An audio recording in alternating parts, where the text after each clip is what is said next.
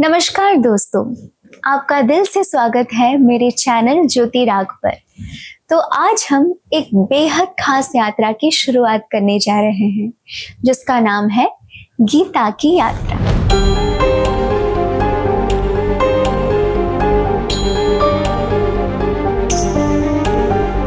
गीता की यात्रा। क्या आपने कभी सोचा है, जब जिंदगी में कठिनाइयां आती हैं, चाहे वो वर्क प्रॉब्लम्स हो या रिलेशनशिप प्रॉब्लम हो या कोई भी फ्यूचर की चिंता हो, तो हमें क्या करना चाहिए? गीता में भगवान श्री कृष्ण ने यह अद्भुत ज्ञान दिया है जिससे हम ना केवल अपनी प्रॉब्लम्स को सॉल्व कर सकते हैं बल्कि सही डायरेक्शन में भी जा सकते हैं। गीता हमें ये भी सिखाती है कि कैसे हम अपने कर्मों में प्रेम और सच्चाई को रखकर आगे बढ़ सकते हैं। तो इसी डिसिप्लिन के साथ हम गीता के हर अध्याय को एकदम विस्तार से समझेंगे। इससे ना केवल हमारी सोच बदल जाएगी बल्कि हम अंदर की शक्ति को भी पहचान सकेंगे। तो चलिए दोस्तों, हम सब मिलकर श्री कृष्ण की आराधना करते हुए उनके ज्ञान को अपनाएं और अपनी जिंदगी को एक नई रोशनी में देखें। मैं आपसे वादा करती हूँ कि इस यात्रा के अंत में हम और आप और भी मजबूत, प्रेरित और शांत महसूस करेंगे। तो अगर आप तैयार हैं, चलिए शुरू करते हैं। जय श्री कृष्ण।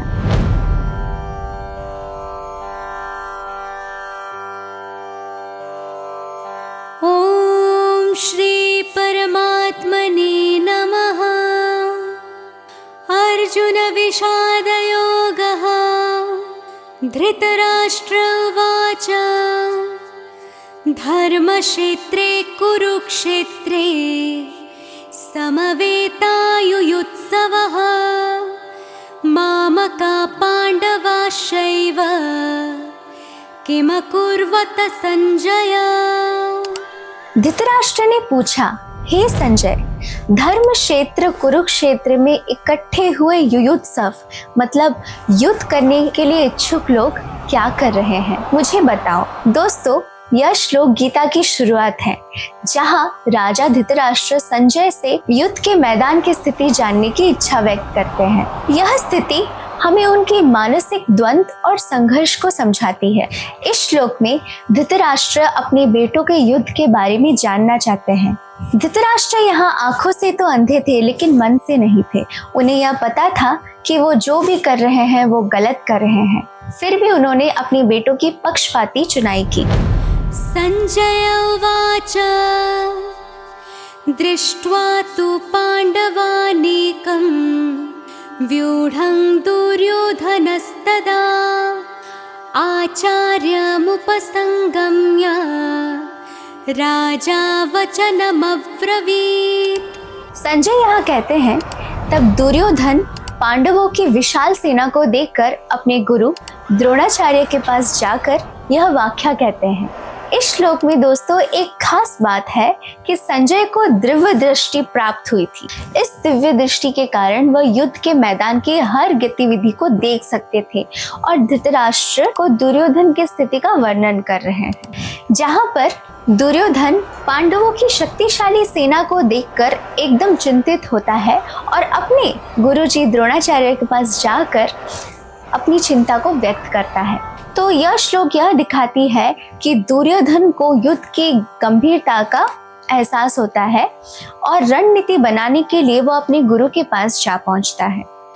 पश्यैतां पाण्डुपुत्राणाम् आचार्य महतिं च मुं व्यूढां द्रुपदपुत्रेण तव शिष्येण धीमता।